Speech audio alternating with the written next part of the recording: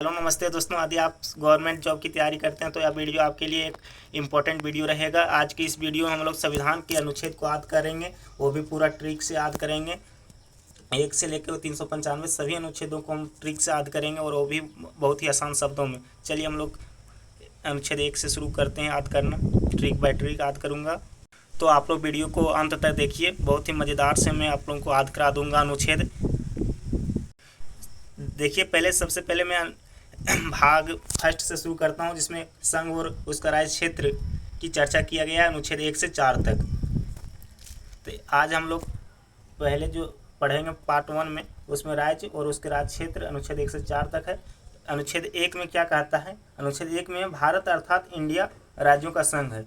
पहले कोई भी चीज़ होता है उसका इंट्रोडक्शन ही बोला जाता है, पहला नाम कोई भी बोलता है, तो उसमें कहा गया कि अनुच्छेद 1 में भारत अर्थात इंडिया राज्यों का संघ है, यही बोला गया है। अनुच्छेद 2 में है नए राज्यों का प्रवेश तथा स्थापना। जब हम लोग अपना नाम बताते हैं, स्कूल कॉलेज में एडमिशन कराने जाते हैं, तो उसके बाद हम लोग क्या होता है, हम लोगों का नाम एडमिशन होता है, तो वही बोल रहा है कि नए राज्यों का प्रवेश अर्थात स्थापना होता है अनुच्छेद 2 में। अनुच्छेद 3 है राज्यों का गठन, सीमा तथा नाम में परिवर्तन। अनुच्छेद 3 में क्या है? राज्यों का गठन, सीमा और नाम में परिवर्तन। जब नाम एडमिशन हो जाएगा, मान लेते कि एडमिशन होने के बाद हम लोग का कुछ त्रुटि हो जाता है, तो उसमें हम लोग परिवर्तन कर सकते हैं। तो लिखा है कि राज्यों का गठन, सीमा तथा नाम में परिवर्तन, अर्थात इन लोग तीनों को हम लोग ट्रिक से याद किए। चौथा में है, चौथा में क्या है कि तीसरा और चौथा के तहत अनुच्छेद 2 और 3 के तहत बने कानूनों का प्रभाव, अर्थात अनुच्छेद 4 में कहा गया है कि अनुच्छेद 2 और 3 में जो भी कानून बने हैं उनका प्रभाव होगा। नेक्स्ट देखेंगे। अभी तक हम लोग भाग 1 के अनुच्छेद को याद कर लिए और समझ लिए। अब नेक्स्ट भाग देखते हैं, भाग 2 में। देखिए, संविधान में कुछ टोटल भाग की बात करें तो आप लोग बताइए कि कितने भाग होते हैं। अनुच्छेद तो होता है 395, लेकिन भाग कितना होता है वो आपको कमेंट में बताना है। नेक्स्ट भाग सेकेंड हम लोग देखते हैं, उसको याद करते हैं ट्रिक से। भाग की बात करें, भाग सेकेंड की, तो इसमें नागरिकता का वर्णन है, वो भी अनुच्छेद 5 से लेकर 11 तक नागरिकता की चर्चा किया गया है इसमें। अनुच्छेद 5 की बात करें हम लोग, अनुच्छेद 5 में है संविधान लागू होने के समय नागरिकता, अर्थात जिस समय संविधान लागू हो रहा था उस समय नागरिकता, यहाँ भारत का नागरिक कौन था उसके बारे में बोला गया कि जिस समय भारत आज़ाद मतलब स्वतंत्र हुआ, और उसके बाद जब 26 नवंबर 1949 को मेरा संविधान बना और 26 जनवरी 1950 को मेरा संविधान लागू हुआ, तो 26 जनवरी 1950 आप लोग याद रखिए, इस तिथि को जब संविधान लागू हुआ उस समय भारत का नागरिक कौन था। तो वही बात इसमें कहा गया कि संविधान लागू होने के समय नागरिकता। अनुच्छेद 6 में कहा गया पाकिस्तान से भारत आए व्यक्तियों की नागरिकता। अनुच्छेद 7 में कहा गया कि भारत से पाकिस्तान और लौट गए व्यक्तियों की नागरिकता, इसके संदर्भ में बताया गया है अनुच्छेद 7 में। अर्थात यहाँ ट्रिक की बात करें तो 5 में तो जानते हैं कि हम लोग के 5 से लेके 11 तक क्या है, 5 से लेके 11 तक नागरिकता के बारे में। तो शुरू तो नागरिकता से ही होगा, तो नागरिकता का उल्लेख कहाँ है? संविधान में। तो संविधान में लागू होने की तिथि के समय नागरिकता का जो वर्णन किया गया था वही है अनुच्छेद 5 में, संविधान लागू होने के समय नागरिकता। अनुच्छेद 6 में है पाकिस्तान से आए व्यक्तियों की नागरिकता, अर्थात यहाँ बोला कि पाकिस्तान से आए व्यक्तियों की नागरिकता। और 7 में बोला भारत से पाकिस्तान गए और लौट गए व्यक्तियों की नागरिकता, अर्थात पाकिस्तान गए थे लेकिन कुछ वजह के कारण उन लोग वापस भारत आ गए, उन लोगों की नागरिकता के विषय में बताया गया कि क्या उन लोगों का प्रावधान है। नेक्स्ट है 8 नंबर में, विदेश में रहने वाले भारतीय मूल के व्यक्तियों की नागरिकता, अर्थात जिसका मतलब मूल अर्थात जड़ जिसका भारत में है लेकिन उन लोग विदेश में रहते हैं, उन लोगों की नागरिकता के विषय में अनुच्छेद 8 में बताया गया है कि उन लोगों का क्या होगा नागरिकता। अनुच्छेद 9 में बोला गया है विदेशी नागरिकों नागरिकता लेने पर भारतीय नागरिकता समाप्त, अर्थात अगर आप विदेशी नागरिकता कोई भी देश का, जैसे अमेरिका का कोई, यूएसए का तो यूके का कोई, इस तरह में कोई दूसरे देश का अगर नागरिकता लेता है तो उसका भारतीय नागरिकता समाप्त हो जाएगा, यही 9 में कहा गया है। अर्थात नो सिटीजनशिप रहेगा इंडिया का जो विदेश का ले लेगा, तो नो से नो याद रखिएगा। 9 से नो सिटीजन अर्थात विदेशी नागरिकता लेने पर भारतीय नागरिकता समाप्त हो जाएगी। नेक्स्ट है नागरिकता का बना रहना। 10 में है नागरिकता का बना रहना। 11 में संसद को नागरिकता संबंधित कानून बनाने की शक्ति। अनुच्छेद 11 में क्या है? संसद को नागरिकता संबंधित कानून बनाने का शक्ति प्रदान करता है अनुच्छेद 11। अब हम लोग भाग 3 देखते हैं। अनुच्छेद 12 से 35 तक। अनुच्छेद 12 से 35 तक मौलिक अधिकार का वर्णन मिलता है। इसको संविधान के भाग 3 में निर्देशित किया गया है। अगर संविधान की बात करें तो इसमें कुल 395 अनुच्छेद होते हैं, जिसमें से भाग 3 में हम लोग मौलिक अधिकार पढ़ते हैं। उसमें अनुच्छेद 12 से लेकर 35 तक वर्णन है। अनुच्छेद 12 में राज्य की परिभाषा का वर्णन किया गया है।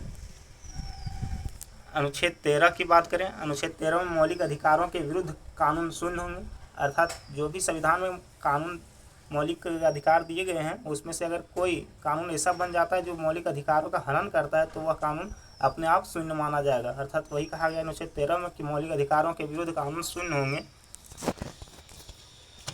नेक्स्ट है समानता के अधिकार। समानता का अधिकार 14 से 18 तक कहा गया है।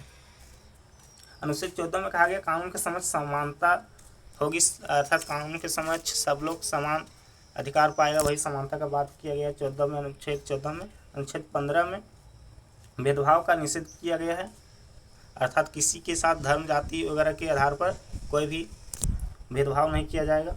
अनुच्छेद 16 में कहा गया कि सरकारी रोजगार में जो भी गवर्नमेंट जॉब निकलता है तो कोई भी सरकारी रोजगार उसमें सबका समान अवसर होगा। वही कहा गया कि सरकारी रोजगार में समान अवसर मिलेगा अनुच्छेद 16 के तहत। अनुच्छेद 17 में कहा गया, ये बहुत इंपॉर्टेंट है, अस्पृश्यता का अंत कहा गया है अनुच्छेद 17 में। 18 में अनुच्छेद 18 में कहा गया है कि उपाधियों का अंत, अर्थात 17 और 18 में याद रखिएगा, इसका ट्रिक है अंत, लास्ट में अंत रहेगा। 17 में अस्पृश्यता का अंत है और 18 में उपाधियों का अंत है। नेक्स्ट है समानता का अधिकार। समानता का अधिकार अनुच्छेद 19 से लेकर 22 तक है। अनुच्छेद 19 में 6 स्वतंत्रताएं दिए गए हैं, जिसको मैं आगे वीडियो में बताऊंगा। अनुच्छेद 20 में अपराधों के संबंध में संरक्षण का प्रावधान किया गया है। यदि कोई अपराधी किसी को सिद्ध किया जाता है तो वह अपना असिद्धि के लिए अपने संरक्षण में वह कुछ साक्ष्य दे सकता है, यानी अपने अपराधों के संबंध में संरक्षण वह प्राप्त कर सकता है। यही कहा गया है अनुच्छेद 20 में। अनुच्छेद 21 की बात करें तो जीवन और व्यक्तिगत स्वतंत्रता का संरक्षण दिया गया है, अर्थात कोई भी व्यक्ति का जीवन से जुड़ी हुई और व्यक्तिगत स्वतंत्रता का संरक्षण दिया गया है अनुच्छेद 21 में, जिससे हम कहीं भी घूम टहल सकते हैं, लेकिन किसी को इससे हानि नहीं होनी चाहिए, ये भी ध्यान में रखना है। अनुच्छेद ये कहा गया है 21 में। और अनुच्छेद 21(1) में कहा गया 6 से 14 वर्ष के बच्चों के लिए निःशुल्क एवं अनिवार्य शिक्षा। ये अनुच्छेद 21 के अनुभाग 1 में कहा गया है कि 14 वर्ष तक, 6 से लेकर 14 वर्ष तक के जितने भी बच्चे हैं उन लोगों को निःशुल्क और अनिवार्य शिक्षा दी जाएगी, ये प्रावधान किया गया है। अनुच्छेद 22 की बात करें तो गिरफ्तारी एवं निरोध के संबंध में संरक्षण। अगर आपको पुलिस गिरफ्तार कर लेती है तो अपने संरक्षण निरोध में उसके विरुद्ध अपने आप को सही साबित करने के संबंध में आप संरक्षण पा सकते हैं, अनुच्छेद 22 में कहा गया है। नेक्स्ट है शोषण के विरुद्ध अधिकार, अर्थात आपके साथ कोई शोषण नहीं कर सकता इस अनुच्छेद के अनुसार, अर्थात अनुच्छेद 23 और 24 में यह कहा गया है। अनुच्छेद 23 में कहा गया मानव तस्करी और बेगार का निषेध, अर्थात मानव तस्करी यानी जो किडनैपिंग वगैरह होता है और जबरन जो काम करवाया जाता है वह अनुच्छेद 23 के अंतर्गत निषेध किया गया है। अनुच्छेद 24 में कहा गया है 14 वर्ष से कम आयु के बच्चों से खतरनाक उद्योगों में काम कराने का निषेध किया गया है, अर्थात कोई हो गया जैसे सीमेंट की फैक्ट्री या तो इस्पात फैक्ट्री, ऐसा उनमें 14 साल से कम अगर किसी बच्चे का उम्र हो रहा है तो वह कानूनी अपराधी माना जाएगा। वह कंपनी के ओनर जो उस बच्चे को काम करवाएगा तो उसका निषेध किया गया है। इसका ट्रिक है 24, अनुच्छेद 24। अगर अनुच्छेद 24 की बात करें तो जहन में आता है 24 में 10 माइनस कर देते हैं 14 वर्ष से कम आयु के बच्चों से खतरनाक उद्योगों में काम कराने का निषेध है। नेक्स्ट है स्वतंत्रता का अधिकार, अर्थात कैसी स्वतंत्रता, तो धर्म की स्वतंत्रता का अधिकार अनुच्छेद 25 से लेकर 28 तक है। अनुच्छेद 25 में धर्म मानने, पालन करने और प्रचार करने की स्वतंत्रता दी गई है 25 में। अनुच्छेद 26 में धार्मिक संस्थाओं का प्रबंधन किया गया है। 27 में किसी धर्म के प्रचार हेतु कर देने के लिए बाध्य नहीं किया जाएगा, अर्थात कोई भी धर्म पूरी तरह स्वतंत्रता से अपना धर्म का प्रचार कर सकता है बिना कोई टैक्स दिए।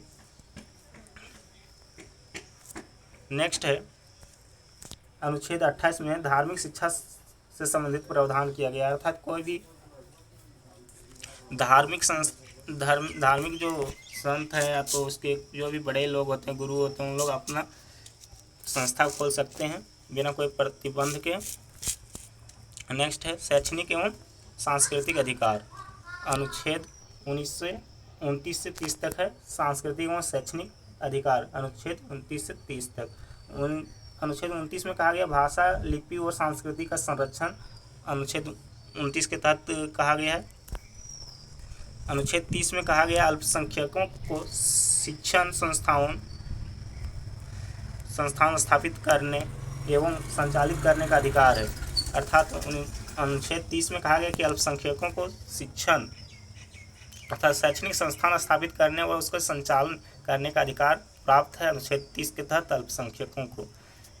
अल्पसंख्यक कौन है यहाँ, जो कम जनसंख्या में है, जैसे मुस्लिम्स हो गया, सिख हो गया, जैन हो गया, बौद्धिस्ट हो गया, ये सब भारत के अल्पसंख्यक के अंतर्गत आता है।